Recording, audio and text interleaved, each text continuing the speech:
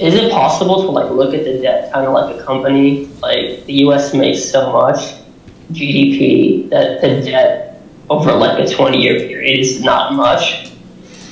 You're talking about sovereign debt, like the U.S. Treasuries? Or are you talking about corporate debt? Yeah. Yeah, so for No, the sovereign debt. The corporate debt's like another thing. yeah, so the sovereign stuff is weird. There are a lot of theoretical ways to look at this. My friend was one of the first big bond hedge fund traders, and I asked him, this was, he was a big deal in the 80s and 90s. It's very weird, the way people perceive relative safety and inflation concerns and stuff like that. It's fairly stochastic. It's not like the stock market where you can kind of like say, well, earnings are up or earnings are down, and that's really it, for a stock. Things are a bit crazier, in my opinion, in the bond market, where even though the prices are kind of narrower in the sense that, like, a bond can only yield so much and so forth, there is this, like, very much, like, I don't know, voodoo to pricing a bond that's, like, a little bit hard to do quantitatively or scientifically. It's, like, very much... Yeah, like convexity and duration. Well, yeah, those are simpler ideas, I think. But like, if you just look at why should a bond yield, say, the Treasury bond specifically, why should it yield 2 or 3%? Typically people kind of more or focus on inflation as like the way to price that, but that's only for the U.S., right? There's plenty of reasons to think that's not a valid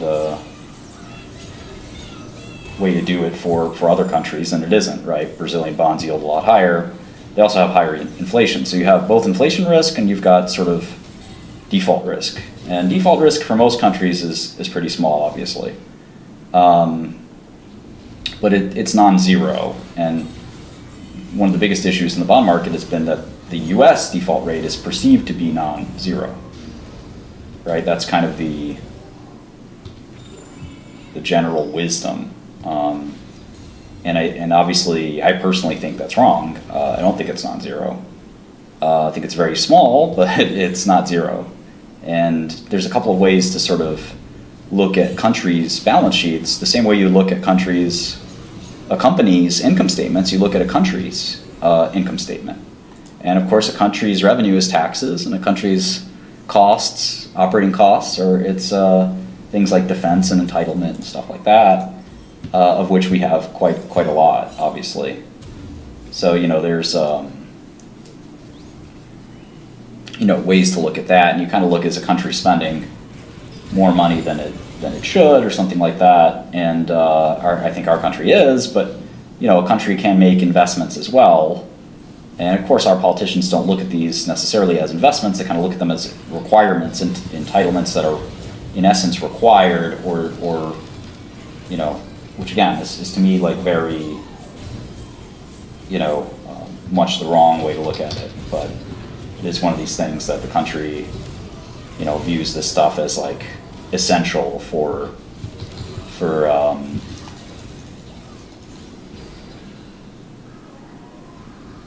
operation. And while I don't disagree that we should have healthcare safety nets and things like that, how much we spend on them is an entirely different matter.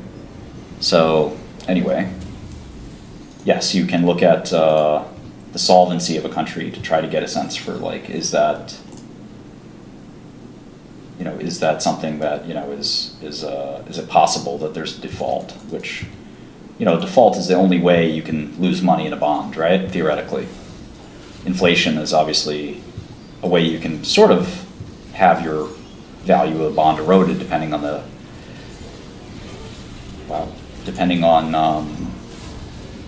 duration.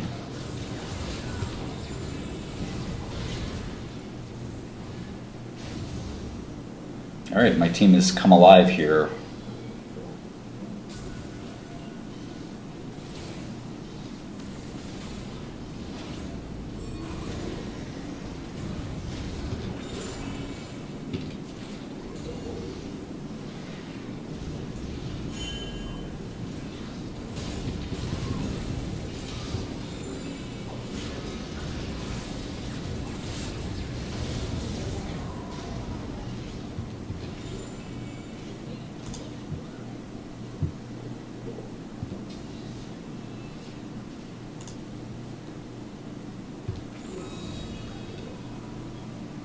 Where's the rest of my team?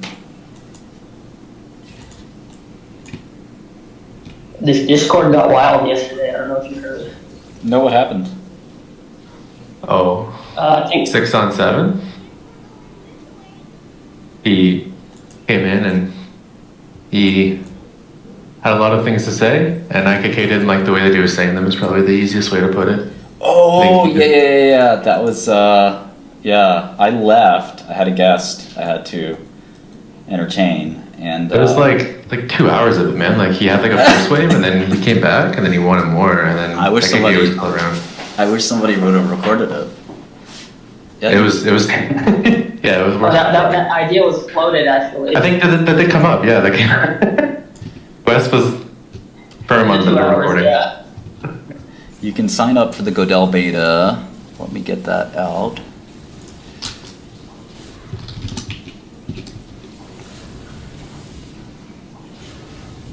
Yeah, he said you invited him. Yes. I think he's pretty smart. It can be a bit of a jerk. He is. I think he was eloquent, but yeah. There's a lot of debate about the word niggle. Oh boy. A lot. In particular, the way that 6-on-7 used that word, like to call, I think, IKK a racist, and he's like, "You're calling me a racist, but you're saying that I'm niggling you? Like, what is this?" And Yeah, because I guess he used it in like close proximity to saying he was a human racist, and then he used that, and then yeah, it set off. it went down, the internet rabbit holes of like, these are bad tropes to file yourself under. But it was something worth listening to, and there was nothing we could all do about it. Like many of us tried to stop 6-on-7 as well, but his voice is like I think the physics of his voice are just very like dominating, like in a room, Like if it's a deep voice, the frequency just like overpowers like everyone else's, and 6 or 7 of us were like, "Yo, like just chill, like it's okay, like we're gonna talk," but we couldn't get over him, and then he just kept going, and it was such a beautiful train wreck.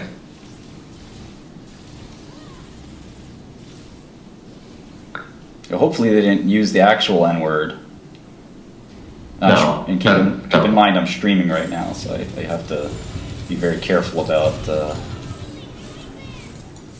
No, it was not used. thing. Oh, I'm glad to hear that.